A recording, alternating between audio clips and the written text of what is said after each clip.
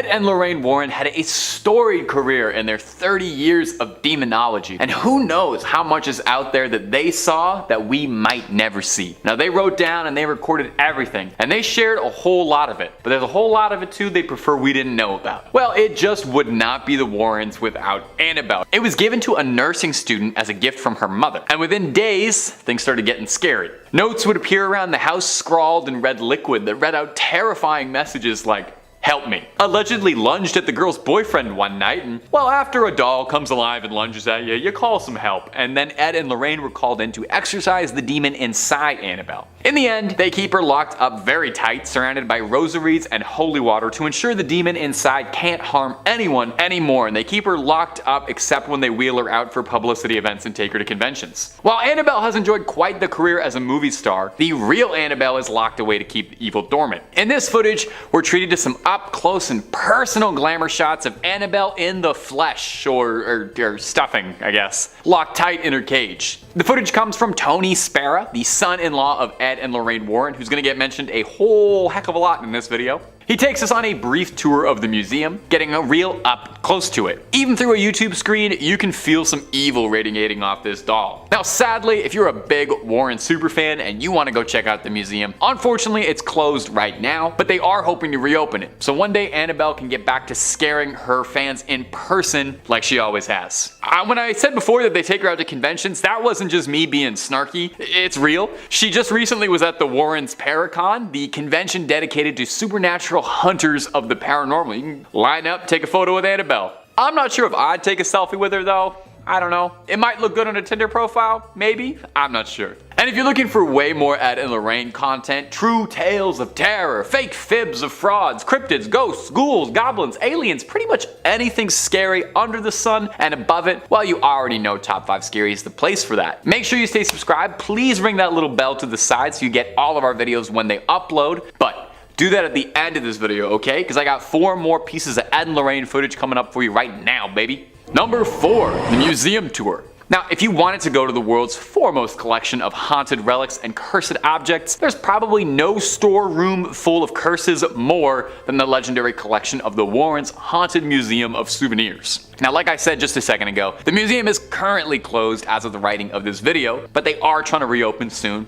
You know, cross your fingers. But in the meantime, you can take a digital tour, as this footage posted by the Warren's son-in-law, Tony Spera, shows Mr. Warren giving a guided tour of some of the more unique haunted artifacts resting in the Connecticut garage. Now, the full video, definitely worth a watch if you're a big fan of the Warrens, since it's as close as you'll be able to get to walking around the museum these days. It's a full half-hour long of old Ed going into grand detail and recounting some stories about some of their more notable and famous cases. Shoutouts include the witch Hannah Cranna, an old Connecticut legend, or the Conjuring Mirror, which might sound like it has something to do with the movie, but very confusingly refers to a case where someone used this mirror in a ritual to try and summon a demon, a different demon. Ed talks briefly on some of their many cursed dolls and toys, such as a dinosaur from the Devil Made Me Do It case and film, and of course, no visit to the Warrens Museum would exclude Annabelle. She's the star attraction of the place, probably what keeps the lights on for so long. She's shown under a tight lock and key, and Ed goes over the history of how they brought her in, and he touches briefly on the containment protocol for her, how she has to always be locked up in a storage box behind glass, surrounded by rosary beads and doused in holy water, in an effort to keep the vile spirits tucked away. A small question: if a spirit is so powerful and malevolent that it's got this unspeakable ancient evil that attacks humans, wouldn't it be stronger than a pane of glass? Wouldn't it be stronger than a thin little thing of glass? I guess it's a doll, but I didn't think the solution to ultimate evil was to just put like a fence around it. That's what you do when like a dog is getting into stuff that you don't want them to get into. You just fence them out a bit in the backyard. Dogs, haunted dolls. Okay. Number 3, the Shadow Doll. And coming in at the number 3 spot for today is going to be this footage of the Shadow Doll. When you first enter the Warrens Haunted Museum, be it digitally or physically, one of the first things you'll see is this frightening little doll, affectionately dubbed the Shadow Doll. The Shadow Doll, that's fun to say. It's made of bird feathers and real human teeth. Lovely, those are some of my favorite ingredients. Now, it's currently owned by Tony Spera. He offers a bit of insight into the doll's history, saying it was originally acquired at an antique shop shop where it was sold with the owners of the shop completely oblivious to the doll's cursed energy. I don't buy that at all. What do you mean oblivious to the doll's cursed energy? Somebody came to you and sold you a doll made of bird feathers and human teeth, and your first instinct wasn't to douse the thing in holy water and kerosene for good measure? I know pawn shops ain't exactly the classiest place around, but you gotta have some standards, right? You gotta be able to recognize evil. There are very few dolls with human teeth that aren't evil. Sparrow claims the doll has an insidious curse inside it. Oh, wait, no, sorry, the Warrens weren't insidious. Anyway, the curse says that if you take a photograph of the doll, and when it develops, you write a curse that you'd like to inflict and then send it to your victim. The person who then opens the envelope and sees the photo of the doll will invite the curse into your home. The doll is also capable of some dream magic like Freddy Krueger and can even stop your heart while you're asleep if Mr. Warren is to be believed. And I know what you might be thinking. Did you just curse all of us by showing us this footage and pictures of the doll? No, of course not. I toss a salt circle around the camera before I film anything just to make sure no residual curses pass through the internet. I will say though, I have heard some pretty credible rumors that you're more susceptible to be cursed if you don't like, comment, and subscribe after watching a video, so I honestly would say on the safe side of things, you should do that. And on another side note, having done a lot of research on the pair of these two, I cannot stress how many haunted dolls and toys these people had. They had like the world's scariest Toys R Us in their backyard. Number 2, Scotland City under the city. Now, the Warrens' investigations didn't just take them on cross-country road trips in the United States. The Warrens visited a ghost in almost every state they claim, and then some. The Warrens' quest saw them traveling all over the globe in an effort to uncover truth and combat evil wherever it was found. In this recently uncovered footage, we can see a unique perspective from Lorraine digging underground in the secret vaults beneath Edinburgh. Under the ground is a series of large, cavernous vaults that were once used as a storage space for merchants, but when abandoned became home to Edinburgh's poorest, who began to make it their dwellings. Probably a real nice space, you know, no daylight, musty air, thriving rodent population, but you know what? For the right price,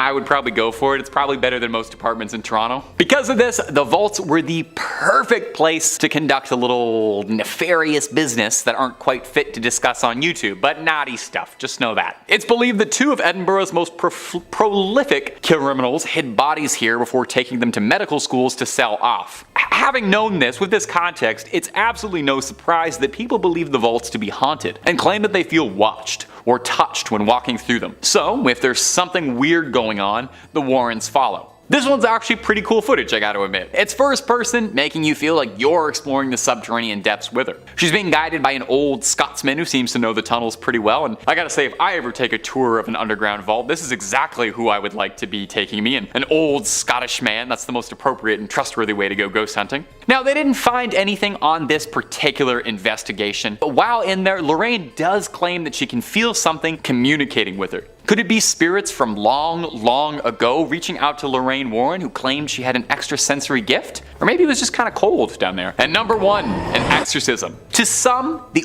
ultimate dream would be getting to ride up in the front seat with Warrens on one of their cases, getting to experience the paranormal firsthand under the tutelage of those who claim to have battled it their whole lives. It would be like if Obi-Wan Kenobi asked you if you want to go on an adventure with him. It'd be awesome. Well, hey, some people, they get to live their dreams every day. Like me, my dream was to stand in front of a camera and endlessly talk about ghosts and goblins, and it really is just the best. But a YouTuber by the name of Haley Reese got to live her dream when she met Tony Sparrow, the husband of Judy Warren, the daughter of the family, and Lorraine Warren, a bit before she passed away. She got blessed with a look into some never-before-seen footage of the pair of demonologists conducting fieldwork, namely an exorcism. Now, the person in the video has been blurred out to protect their safety, as, you know, it's one thing to be possessed by a demon, but doxing, whole other. We see Lorraine and Tony both fiercely conducting an exorcism, locked in spiritual warfare against a demonic force. We can hear Tony asking for the demon's name repeatedly, not because he's a friendly guy trying to make conversation, but because in order to properly drive a demon out of a host,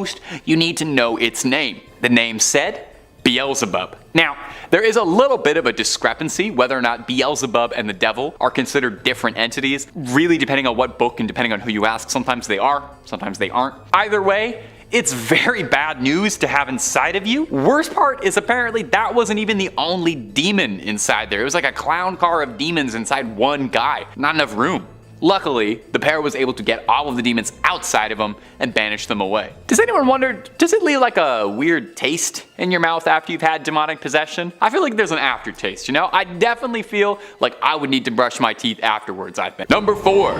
Under Scotland. Now, the Warrens' investigations did not just take them on road trips all over the United States. Now, the Warrens might have visited a case in almost every state and then some. The Warrens' journeys saw them traveling all over the globe in an effort to uncover truths and combat evil wherever it was found. In this recently posted footage, we get to see a unique perspective from the Warrens, focusing on Lorraine Warren digging around underground in the secret vaults beneath Edinburgh. Under the ground is a series of large, cavernous vaults that were once used as a storage space for merchants, but when abandoned, became home to Edinburgh's lowest and poorest, who began to make it their dwellings. Probably really nice, what with no daylight, musty air, a thriving rodent population, and hey, for the right price, that honestly sounds better than most apartments in Toronto. Because of this, the vaults were the perfect place to conduct a little nefarious business, if you know what I mean. You know, all sorts of nasty crimes that aren't fit to discuss on YouTube. It's believed that 2 of Edinburgh's most prolific criminals hid bodies here before taking them to medical schools to sell off. So,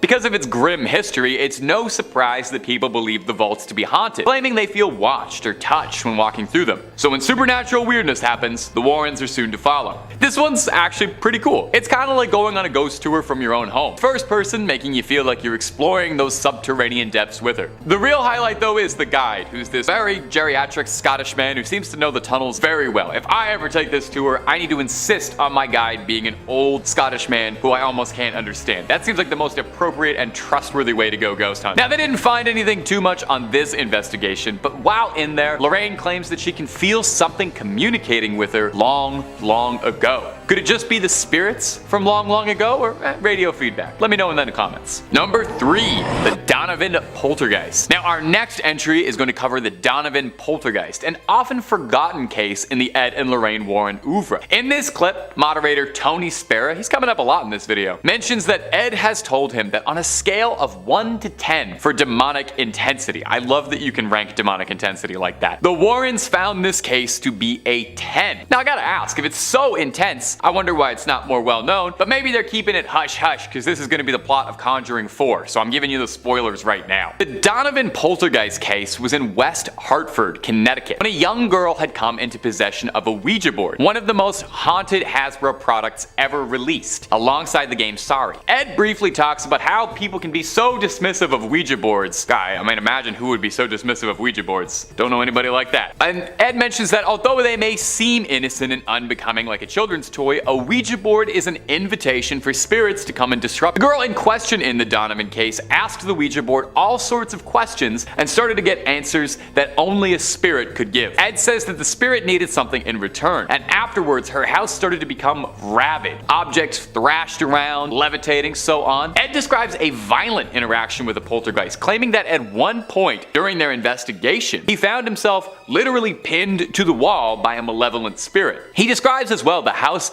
being pelted with rocks from the sky and objects vanishing. Imagine the size of the umbrella you would need if it's raining rocks. This definitely sounds pretty extreme, all things considered. They claim that they would watch things dematerialize in front of their very own eyes, as if Mr. Scott was teleporting them away on the Star Trek transporter. Now, eventually, Ed describes getting in contact with a priest to perform an exorcism on the cursed house, freeing the family from spectral torment. And stay tuned to see if that's going to be the plot for Conjuring 4. I'm almost pretty sure. Number 2, the Japanese tunnels. Among the many accolades and achievement in his career before he was a ghost hunter, Ed Warren was a veteran of the US Navy and served in the Second World War and spent a good amount of time stationed around Japan. As such, from a young age, he developed an interest in Japanese folklore and the yokai and spirits that go with it. So naturally, they had to take a trip out east to go investigate some spirits there. They took a trip to Nagoya to investigate an apartment building that allegedly was being haunted by the floating head of an ancient samurai warrior. That's unnerving. I've heard of headless ghosts. I've even heard of nearly headless ghosts. But I think this is the first time I've heard of a ghost that was just a head. I think that honestly might be way scarier, just seeing a head like floating around down a hallway, but that's just me. Now, this wasn't the sole focus of their journeys though. They had more going on. The two of them also sought out an exploration of Japan's haunted tunnels, a tunnel where 200 people were allegedly buried alive after an avalanche during a typhoon trapped some 200 souls inside and and made the tunnel their grave. Local reports would claim that the people would hear the screams of the damned late at night. So Ed and Lorraine visited it, and they both said it was terrifying and claimed that walking through it was freezing, the coldest thing either of them had ever experienced. Ed said a bitter cold came over him as he reached the end. He relays as well a story of a young man who tried to challenge his fear of the supernatural and ride a motorcycle right through this tunnel, paid for it with his life, and crashed. Now, for what it's worth, you know I love playing skeptic around here. You know I love getting my Scully on. I'm more of a Scully than I am a Mulder. I think this might be more of an urban legend because I did do a lot of digging for this video and I could not find any confirmed stories of a mass death inside a tunnel in Japan from an avalanche, but it's possible that it could be lost to time, very ancient, maybe records get lost, but nonetheless, interesting to listen to. And number 1, the Amityville interview. Now, the Warrens argued that the most famous case they ever worked on was the Amityville Horror, and there's no denying that when this case happened, it gripped the American public. In 1973, Ronald DeFeo took a hunting rifle and went one by one, ending the lives of each one of his family members remorselessly while they slept. He would later go on to claim that he was being commanded to do it. He was compelled by spirits to act this way. A little bit later, a new family, the Lutzes, moved into the Amityville house, aware of what had transpired, but moving forward with it anyway. It's just such a good deal on rent. You gotta take it where you can get it. In this recently released footage, we hear from Ed and Lorraine speaking in great detail about their experiences working on the infamous legendary case on their TV program Seekers of the Supernatural with the Warrens. Lorraine outlines how immediately upon walking in she felt stepping into the house, she felt immediately wrong. She reiterates that upon entering, she felt a great unnerving presence. She says pretty much as soon as she entered the sewing room, she turned to the homeowner and said, "I hope this is as close to hell as I get." That's raw. The sewing room allegedly is where a focus of the haunting was, where the hundreds of flies apparated, where the spectral voices were heard telling people to get out. They speak as well of how they brought a reverend with them in the investigation who felt a physical slap in his face walking in. And if you're looking for more details about the Amityville case, the movie from the 70s and the movie with Ryan Reynolds, both pretty good retellings of the story. Ed goes on to address allegations that the Amityville case was a hoax, saying he offered a $3,000 reward for anyone who could prove to him that it was faked. Later in life, the lawyer representing Ronald DeFeo claims that the entire haunting story was a concoction he made up with the Lutzes over a bottle of wine in an effort to get a retrial for his client and drum up a bit of book business for the Lutzes. No word if he ever ended up getting $3,000 out of Ed. So whether or not the story really happened is one thing, but I think we can all agree the folklore that has come out of it is interesting enough and is a definitive part of the greater American mythos, this classic haunted house story. And it's entertaining nonetheless. Number 5, the White Lady Ghost. Among the Warrens' career of demonology was this peculiar case involving a local Connecticut legend, the White Lady Ghost of Union Cemetery. Whoosh, that's a doozy of a title.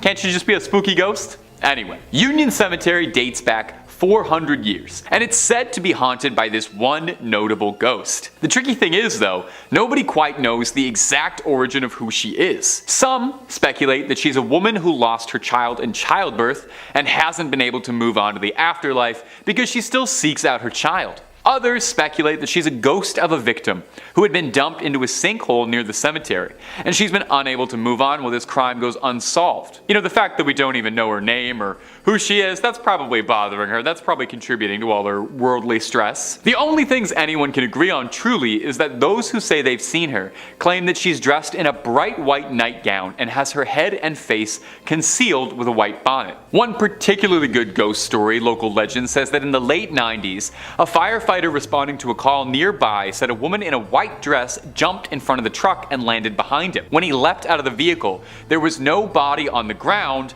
but a dent in the hood. Naturally, such a popular local ghost story caught the attention of Connecticut natives Ed and Lorraine Warren, and this never-before-seen footage was released by Tony Spera, their son-in-law, and it's Ed filming the cemetery looking for proof of the White Lady. We'll play some of it for you now so you can get your eyes on it and you can try to make out what's happening. Ed Warren claims that in the footage you can see the ghost walking behind him in the shadows and turning to look at him. Lorraine Warren once said this evidence was so important that it had to be locked away to be studied by the New England Society of Paranormal Research. And I don't want to pop anyone's balloon here.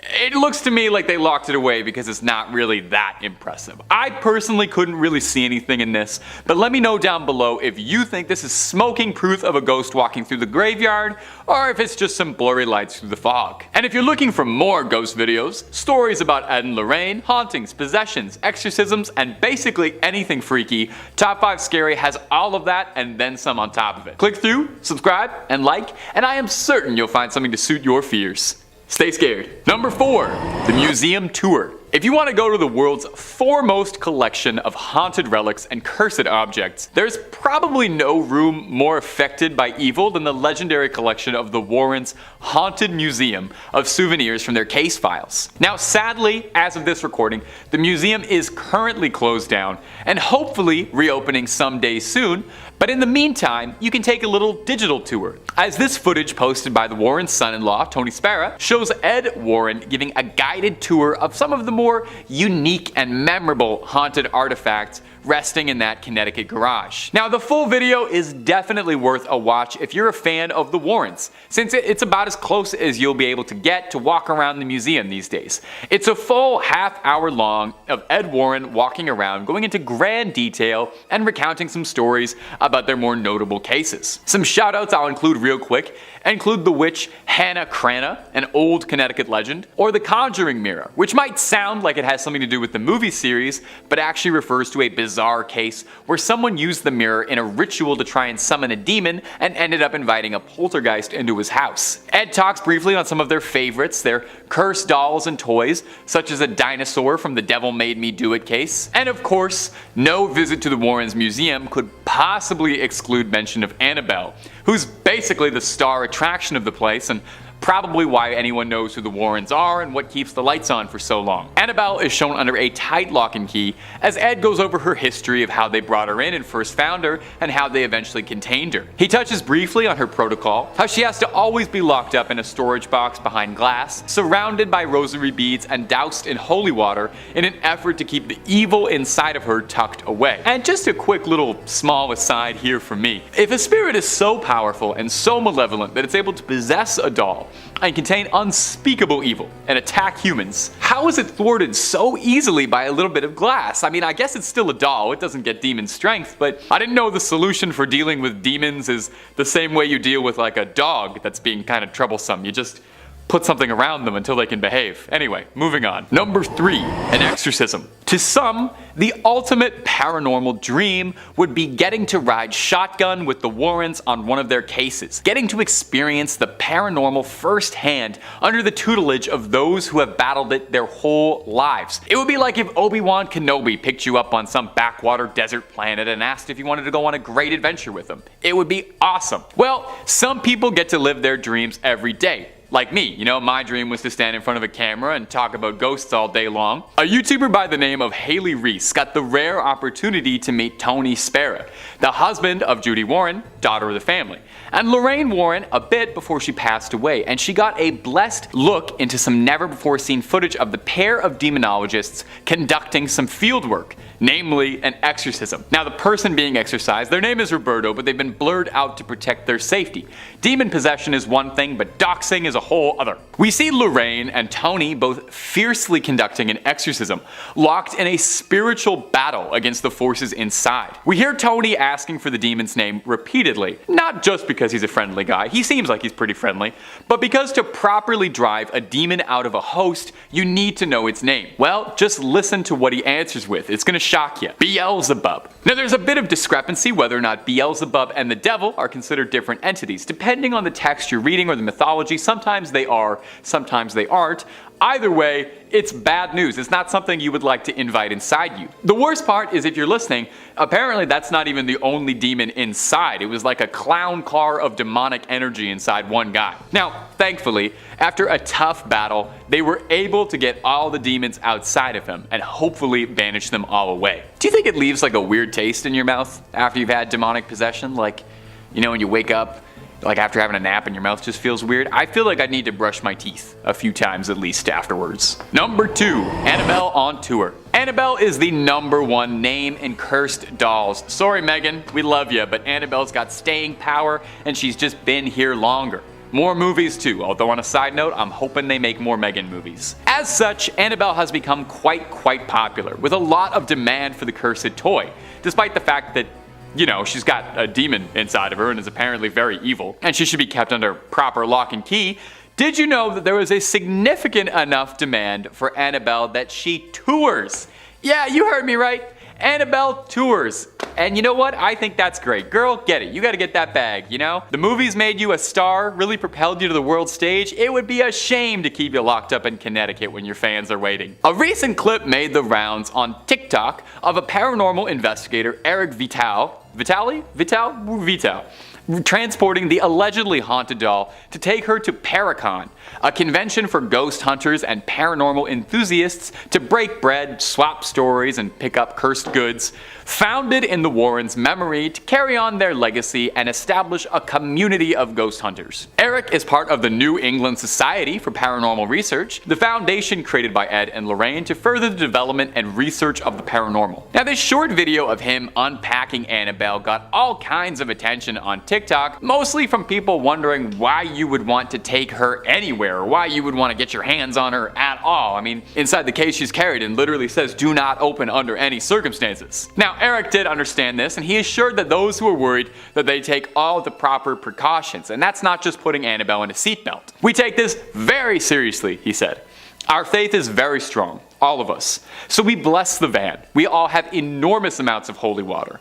We have a priest come in, bless the area, and bless the items. And maybe put her in a car seat too, just to be safe." And number 1, Buddhist exorcism. You know, it wasn't just the United States where Ed and Lorraine worked on their cases. If there was a call for it, the Warrens would do their best to answer. Plus, I feel like if you only ghost hunt in one country, you're missing out on so many good demons and scares. If you're a fan of the channel, then you know by now just how many really fascinating cultural and regional monsters that exist out there and all the different ghost stories that exist. You know, you can spend your whole life battling demons, but have you ever gone toe to toe with a yokai or an oni? Maybe that's why the Warrens decided to take a trip to Japan in the early 2000s. Maybe they just wanted a nice vacation, or maybe they were getting tired of local poltergeists and wanted a new difficult challenge. They set out to Japan to investigate these allegedly haunted tunnels, where a number of people were reported to have died in. Ed was a former World War II Navy veteran, and he had spent a lot of time around Japan and was interested in their culture and the reports and things that he had heard. Of course, it was hardly a vacation, because while they were there, they were asked to participate in a Buddhist exorcism of a young woman named Teresa who had become the unwilling host to a litany of demons. They were aided by a group of Buddhists during their exorcism, a change of pace from their usual help from ordained Catholic ministers. We'll play it for you now so you can get some eyes on it. In the clip, we can hear Lorraine doing her level best to try and cast the evil out of the young girl's body. Now, the clip's a bit hard to watch, I'm gonna be honest.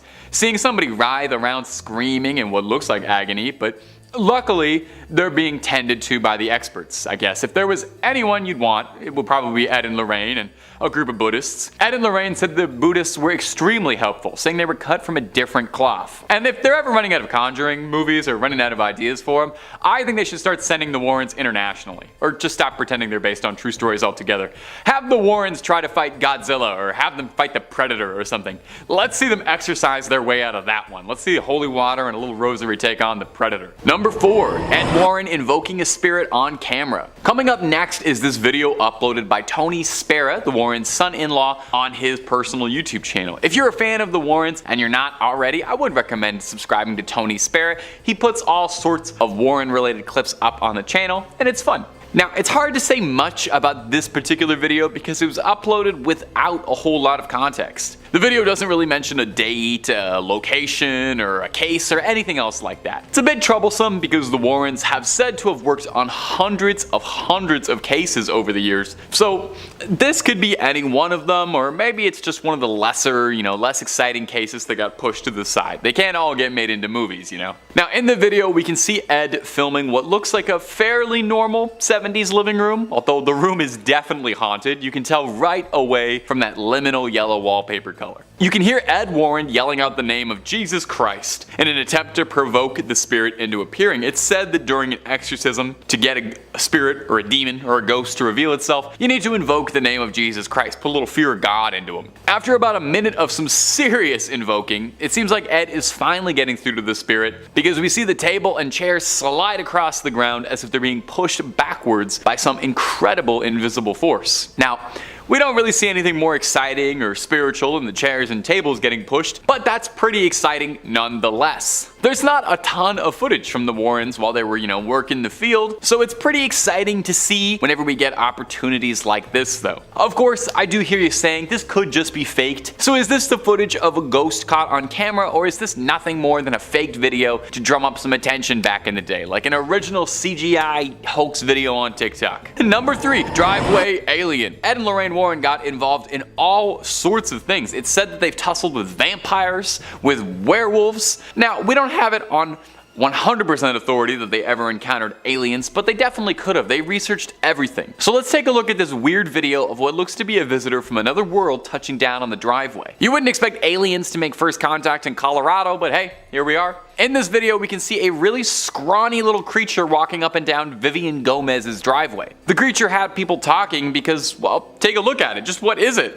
It almost looks like it's got giant ears flopping around when it moves, and I'm not gonna lie to you, it reminds me a lot of Dobby from Harry Potter, so maybe he just got a sock and he's just celebrating his happiness and he's excited to be free. The woman whose driveway caught the security footage, one Vivian Gomez, had this to offer when she posted it on Facebook. So I woke up on Sunday morning and saw this on my camera, and I'm trying to figure out what the heck. First, I saw the shadow walking from my front door, then I saw this thing. Has anyone else seen this on their cameras? The other 2 cameras didn't pick it up for some reason. Sadly, her security camera only films for about 10 seconds or so, so this is the only footage that she was able to capture of this mysterious driveway creature. Gomez clarified for everyone that whatever it was wasn't her son. Okay, we weren't thinking that, but now we're definitely not thinking that, because she doesn't let him out by himself that late, although that opens up a lot of questions. She saw something strange running around her driveway at night and considered the possibility that that might be her son. Like I said, I'm pretty sure the most likely possibility is that this is a freed house elf excited for the future, or a very confused alien. Could be an alien that just touched down. Maybe a Terminator traveling through time. That's why it looked naked. Gang, you let me know what you think what this mystery monster could have been down below. Number 2, Jharkhand. Coming up next is a clip out of India that went viral last year and captured the attention of paranormal enthusiasts, alien hunters, and skeptics alike. I like when you can get everybody all in together and like that. You see something weird on camera, we're like, is this an alien? Is this a ghost? Is this a demon? I'm not sure, but let's all take a look at it. A strange humanoid-like figure was spotted walking across the road in India, confusing everybody. Whatever it was filmed walking alone steadily on a bridge at night in Jharkhand in eastern India, staggering around through the night. Now the thing looks human, and my brain initially is like, yeah, that's a human. But the more you look at it, the more you start to wonder if maybe, just maybe, this might have crawled out of something. This creature is gangly, and it has these long arms and long pale white skin and very skinny, and it looks like something out of Silent Hill. Motorcyclists were swerving out of the way of this figure, which stops and stares at them for a bit before continuing to stroll onwards. Now naturally, this got people talking, because it's not every day you see a terrifying pale figure like that. More than a few people suggested that it could be an alien walking around the streets at night, explaining why it seems so confused. Others suggested that it could be a ghost, which would be pretty spooky. I would say it does seem like it's physically present. It seems like it's physically on the road, so I'm not 100% that it's a ghost. And finally, there's the realists, who have suggested that this could just be someone who had a long night and is lost and on all the substances right now, just trying to get a good night's sleep. As far as I know, no one has cracked this case, certainly not Ed and Lorraine Warren, so we may never have a satisfying answer. And number 1, the Buddhist exorcism. It wasn't just the United States where Ed and Lorraine Warren worked on their cases. If there was a call for it, the Warrens would do their best to answer. Plus, I don't know, I feel like if you only hunt ghosts in one country, then you're missing out on just so many good demons and ghosts out there. If you're a fan of the channel, and I hope you are, then you know by now just how many amazing, interesting regional monsters, myths, and cryptids there are all over the world. You can spend your whole life battling demons, but have you ever gone toe-to-toe with an Oni or a yokai, something like that? Well, maybe that's why the Warrens decided to take a trip out to Japan in the early 2000s. Maybe they wanted a vacation and a change of pace, or maybe they were looking to challenge themselves. They set out to Japan to investigate these allegedly haunted tunnels, where a number of people were reported to have died in. Ed was a World War II Navy veteran and had spent a lot of time around Japan and was fascinated in their culture and the things that he had seen while stationed there. Of course, hardly a vacation, because while they were there, they were asked to participate in a Buddhist exorcism of a young woman named Teresa who'd become the unwilling host to a litany of demons. They were aided by a group of Buddhists during the exorcism, which is probably a change of pace from their usual ordained Catholic ministers. In the clip, we can hear Lorraine doing her level best to try and cast the evil out of the young girl's body. The clip is a bit hard to watch, and that's coming from someone who watches ghost videos literally every single day of his life. You're watching someone writhe around screaming in what looks like agony.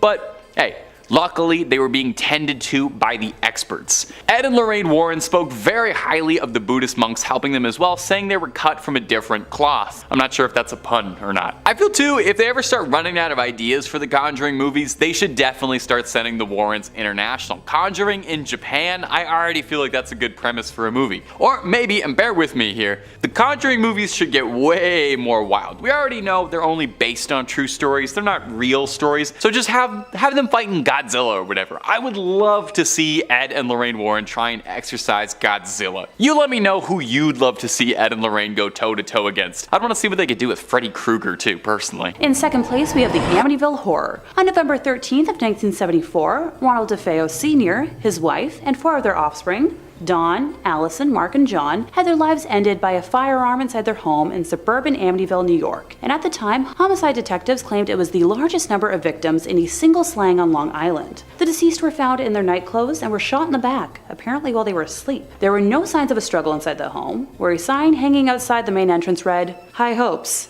Sure. The killings were reported by the only surviving member of the family, the oldest son, Ronald. He told the police that he arrived at the home shortly after 6 p.m. but found the front door locked, so he crawled into the house through a window and stumbled across the icky scene. He later confessed that he had ended the lives of his family around 3:30 a.m., acting out the scenes for detectives as he described how he took out his family one by one, with the weapon eventually being found in Amityville Creek. Ronald's trial began in October of 1975. His defense attorney, William Weber, tried to make a case that the defendant, who allegedly heard voices, was innocent by reason of insanity, but the court eventually sentenced him to 6 concurrent 25-year to life sentences. Try saying that 5 times fast. Eesh. A year later, the Lutz family moved into the now abandoned home, and that's where this goes from simply tragic to much, much more. Most of the DeFeo family's furniture was still in the house, because it was included for $400 as part of the deal. You know what, I'd take that deal too.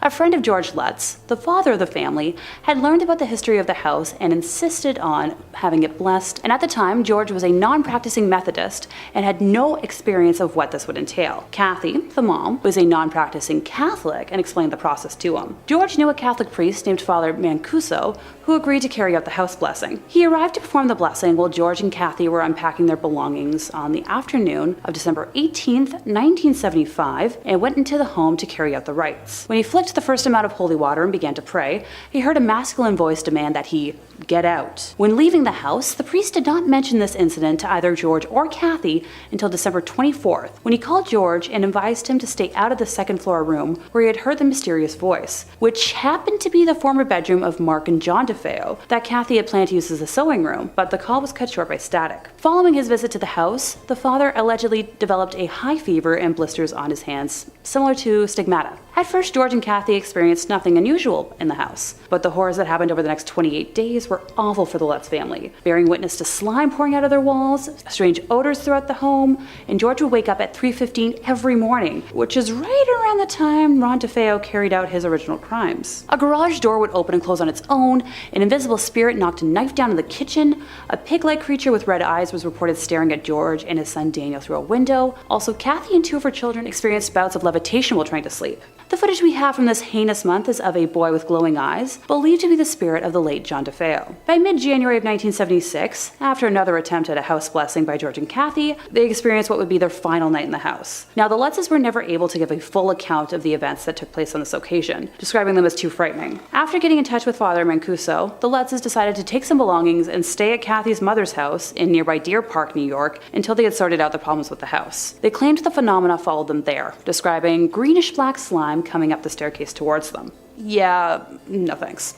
And finally, in first place, we have footage of an American exorcism. While the video is blurred out on YouTube to protect the identity of the poor girl, I personally think it's up there as one of the most frightening things I've ever seen. At an hour and 20 minutes long, it depicts a Catholic bishop in Connecticut attempting to converse with a demonic entity that has possessed the body of an innocent young woman, while her family restrains her. Ed and Lorraine were the ones to alert the church to the possession after meeting her during an audience chat session that was held at the conclusion of one of their public presentations. During portions of the exorcism when prayer is done, you can hear the demon acting wildly, and it originally refuses to give its name, both of which are quite common in cases of demonic possession. Number 5. Satanic Worship Idol. Before we dive into the strange footage of the satanic idol, let's talk about its odd and terrifying backstory. The story of the idol begins in 1991, near Ed and Lorraine's home. There was a lost deer hunter wandering through the area, and after hours of finding no discernible landmarks or ways home, he came face to face with an odd and captivating discovery. In front of him was a large raised rock formation consisting of circular rocks and a strange being standing in the center of the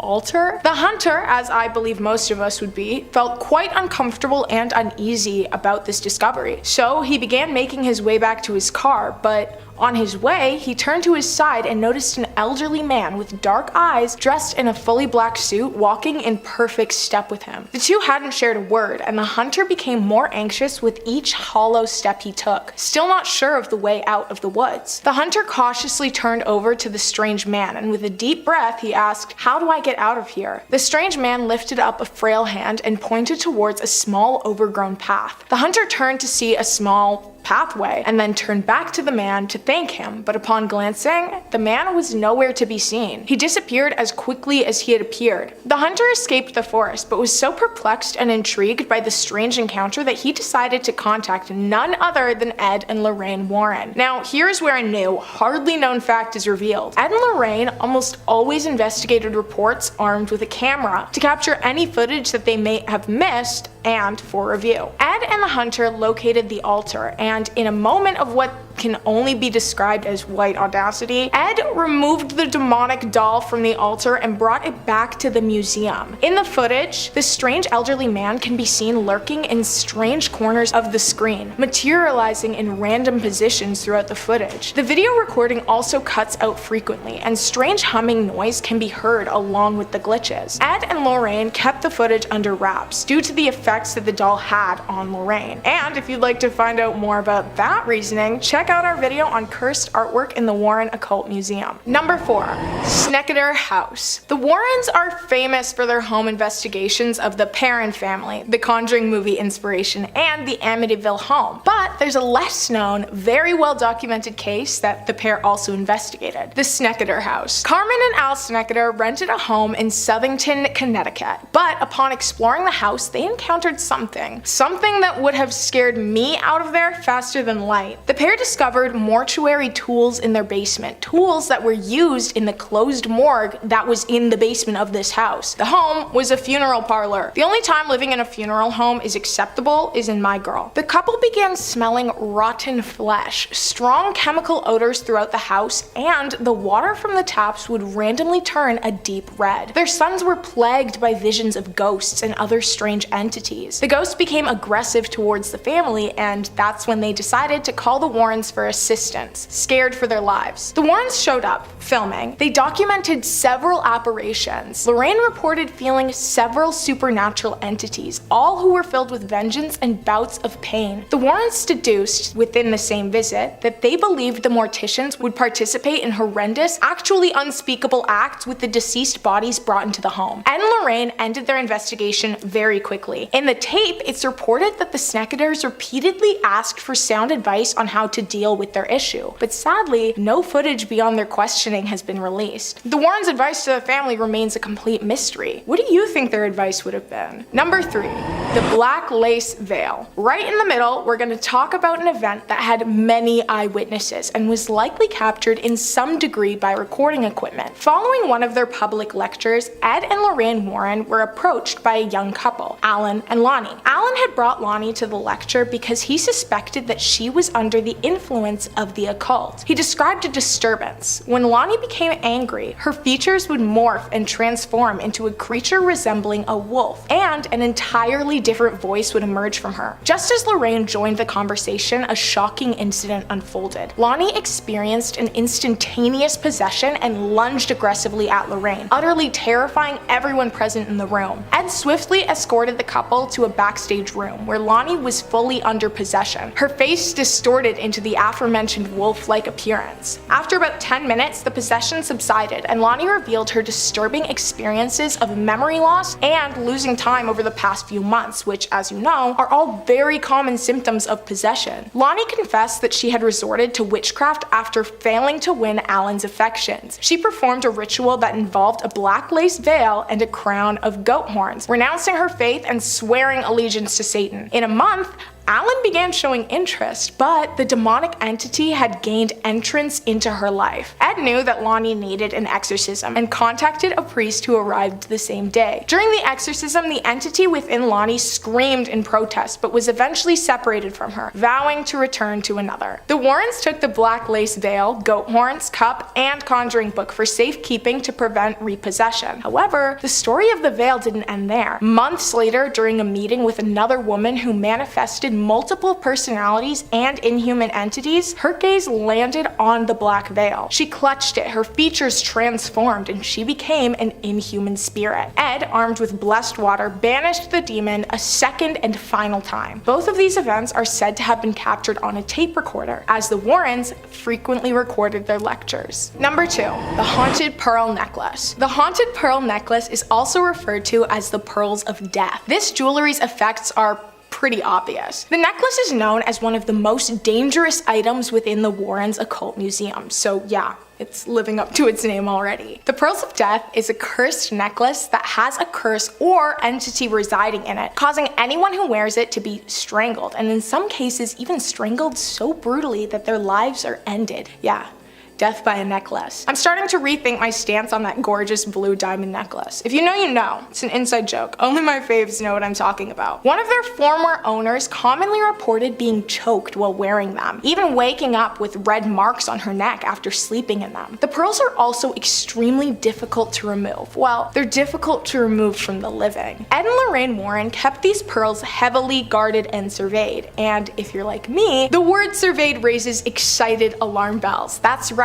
Within the museum, several security cameras are placed, which not only protect the artifacts, but also monitor any strange activity. In one surveillance clip, which was privately distributed by an anonymous source who had regular access to the museum, revealed a myriad of strange activities surrounding the pearls. The video captures the pearls vibrating ever so slightly before a small light emanates from them, and a dark shadow quickly shifts towards the ground, as though it was water flowing out of the pearls. These events repeated night after night, typically around 4:24 a.m., with the effects being weaker the further away they get from the stated time. Whether Ed and Lorraine were aware of the footage being leaked to a select group of people, they never addressed it. They didn't even deny it. I suppose they figured ignoring the footage completely would decrease the interest in it, and hey, they were right. I'd never heard of it until now. Number 1, White Lady of Union Cemetery. You guys know how I feel about the naming. Come on, be more creative. The White Lady, guys, just please try a little bit harder. Anyway, the White Lady is the name of the ghost that haunts the Union Cemetery in Connecticut. The legend surrounding her origin varies, but there are several points that consistently align to create an accurate backstory. She's thought to be the ghost of Harriet Seeley, who searches for her deceased son throughout the graveyard. It is also widely agreed that she wears a bright orange dress. Now,